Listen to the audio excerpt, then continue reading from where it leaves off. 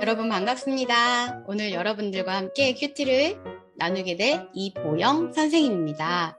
앞에서 선생님들이 이제 여러 가지 큐티 방법을 나누어 주셨죠. 그래서 선생님도 오늘 편안하게 그냥 선생님이 평소에 큐티 하는 대로 여러분들과 함께 나눠볼까 해요. 선생님은 주로 새벽에 큐티를 합니다. 전형적인 새벽형 인간이라 알림 없이도 5시에서 5시 반 사이면 눈이 번쩍 떠지는 사람입니다. 그래서 6시에 항상 알림을 맞춰놓고 그 시간에 큐티를 하는데요. 여러분들이 지금 보시는 이 청매, 이 교재로 할 때도 있고 또는 그냥 대부분은 이렇게 성경책을 좀 보면서 묵상을 할 때가 있고 또 하나 좀 선생님만의 특이하게 하는 게 있는데 이 조그만 책을 하루도 빠지지 않고 하고 있습니다. 이 책은 이제 선생님이 임신을 해서 아이를 출산하고 한 1년 정도 되었을 때 그 전도사님께서 지금 우리 김다함 전도사님 말고요. 네. 선생님이 아는 전도사님께서 이 책을 주셨어요.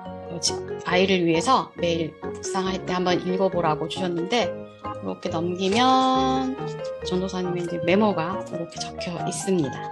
그리고 제가 책 사이에 하나 껴둔 또 엽서가 하나 있는데 이거는 우연히 발견한 거예요.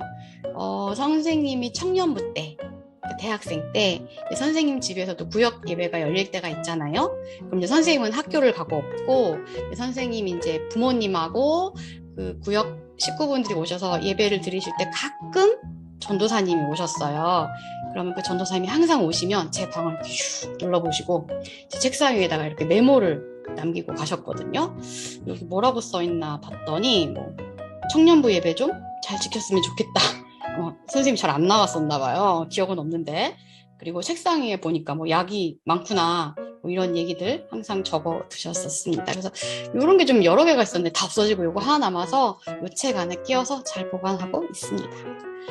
그러면 이제 오늘 우리가 나눌 큐티 안으로 한번 들어가 보겠습니다. 선생님이 화면 공유를 좀 할게요. 네, 화면 공유를 좀 하겠습니다. 자, 이렇게 청매 교재가 있는 친구들은 청매를 꺼내시면 되고 또 성경책도 좋고요. 아니면 선생님하고 같이 화면을 보면서 편안하게 읽어주시면 되겠습니다. 오늘은 10월 4일 월요일 말씀 우리를 먹이시는 하나님이라는 제목으로 큐티를 해보겠습니다. 하나님은 12개의 진설병을 올려놓을 상에 대한 청사진을 보여주십니다. 또 테이블 맞은편에 놓여 성소 안을 환하게 비출 금으로 만든 등잔대도 만들라고 하십니다. 성경으로 들어가 보겠습니다. 오늘 읽을 성경은 출애굽기 25장 23절에서 40절까지의 말씀입니다. 조각목으로 상을 만들어라. 그 상은 길이가 2규빗, 너비가 1규빗, 높이가 1규빗 반이 되게 하여라. 그 상을 순금으로 입히고 둘레에는 금테를 둘러라. 상 둘레의 높이가 한 뼘쯤 되게 턱을 만들고 그 턱에도 금테를 둘러라. 금고리 4개를 만들어서 상의 4모서리 곧 상다리가 있는 곳에 그 금고리를 붙여라. 상 위의 턱에 가깝게 고리를 붙여서 거기에 채를 끼워 상을 운반할 수 있게 하여라. 조각목으로 채를 만들고 금으로 입혀라. 상을 운반할 때는 그 채로 운반하여라. 상 위에 놓을 접시와 대접을 순금으로 만들어라. 병과 잔도 순금으로 만들어라. 이것들은 부어드리는 제물인 전제물을 바칠 때에 쓰는 것이다. 이 상 위에 진설병을 두고 항상 내 앞에 놓아두어라. 순금을 두드려 등잔대를 만들어라. 그 밑받침과 자루와 등잔과 꽃받침과 꽃잎은 하나로 붙게 하여라. 등잔대 옆으로는 가지가 6개 나와야 하는데 한쪽으로 3개, 다른 쪽으로 3개가 나오게 하여라. 각 가지에는 감봉숭아꽃 모양의 잔을 3개 만들고 각 잔에는 꽃받침과 꽃잎을 만들어라. 등잔대의 자루에도 감복숭아꽃 모양의 잔을 4개 만들고 그 잔들에도 꽃받침과 꽃잎을 만들어라. 등잔대에서 뻗어나온 가지 한 쌍마다 그 2 가지를 잇는 꽃받침을 아래에 만들어라. 가지들과 꽃받침들과 등잔대에는 전체가 하나로 이어지게 하고 순금을 두드려 만들어라. 등잔 7개를 만들어서 등잔대 위에 두어라. 그 등잔들은 등잔대 앞을 밝힐 것이다. 심지를 자리는 가위와 불똥그릇도 순금으로 만들어라. 순금 한 달란트로 등잔대와 그 모든 기구를 만들어라. 내가 산에서 보여준 그 모양 그대로 만들어라. 까지가 오늘의 본문입니다. 오늘 본문을 보면 크게 이렇게 두 단락으로 나뉘는 것 같아요. 첫 번째는 진설병을 놓을 상에 대한 묘사가 나오고, 두 번째 단락에는 성소를 비출 등잔대를 묘사하는 장면이 나옵니다.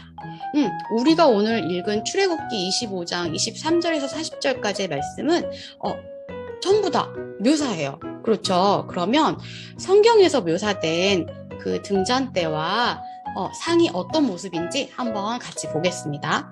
짠! 이런 모습일 것이다 라고 우리가 한번 상상해 볼 수 있습니다. 그러면 우리 같이 성경을 읽었으니까 이번에 말씀을 한번 나누어 볼게요.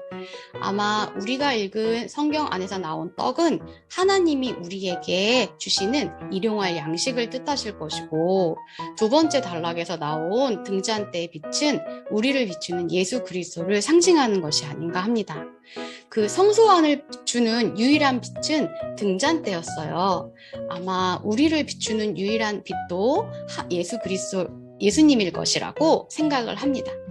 그러면 예수님이 우리를 비추시니까 우린 조금 부끄러운가? 두려운가? 이렇게 생각할 수도 있겠지만, 선생님은 이것이 바로 하나님의 은혜라고 생각합니다. 온전하게 우리를 비추시고 오직 예수 그리스도 앞에서는 우리가 모든 것을 감추지 않고 내어놓을 수 있는 그런 빛을 예수님께서 만드신 것이라고 생각을 합니다. 여기에 선생님이 하나 더 더하자면, 선생님은 이런 이야기도 하고 싶어요. 우리 아까 본문 속에서 막 순금으로 만들고 어떻게 만들고 굉장히 얼핏 읽다 보면 하나님은 되게 사치스러운 사람인가? 이렇게 생각할 수 있을지도 모르겠어요. 그런데 선생님은 조금 다르게 생각을 해봤어요. 하나님께서는 우리에게 가장 좋은 것을 주시고 싶으신 거구나. 예를 한번 들어볼까요? 어머니들에게 임신을 했을 때, 여러분들을 뱃속에 가졌을 때 어떻게 하시냐면 과일을 먹어도 가장 예쁜 과일을 먹습니다. 그리고 음식 하나를 먹어도 가장 예쁜 그릇에 담아서 먹고요. 여러 가지 음식들이 있다면 그 중에서 가장 질 좋은 것을 먹으려고 엄마들이 노력을 합니다. 그러면 이 엄마들은 다 굉장히 사치스러운 사람들일까요? 아니죠. 이 엄마들은 정말 온전하게 내 뱃속에 있는 아이를 사랑하는 그 마음 하나로 내가 가진 것 중에서 가장 좋은 것을 주고 싶은 마음으로 아마 제일 예쁜 과일을 먹고 제일 예쁜 그릇에 담아서 먹는 걸 겁니다. 또 다른 비유를 하자면, 아직 여러분들은 연애를 해본 경험이 없겠지만 누군가를 사랑하게 되면 내가 그 사람을 만나러 나가기 전에는 한 번 더 좀 거울도 보고 옷매무새도 한 번 더 만져보고 내가 가진 옷 중에서 가장 좋은 옷을 좀 입고 나가서 그 사람에게 예쁘게 보이고 싶은 마음이 있죠. 이것도 아마 사치하고는 조금 거리가 먼 감정일 거예요. 내가 가진 것 중에서 가장 좋은 것을 그 사람과 나의 관계 안에서 놓고 싶은 거죠. 사실 선생님은 교회를 올 때도 조금 연애하는 마음으로 오는데요.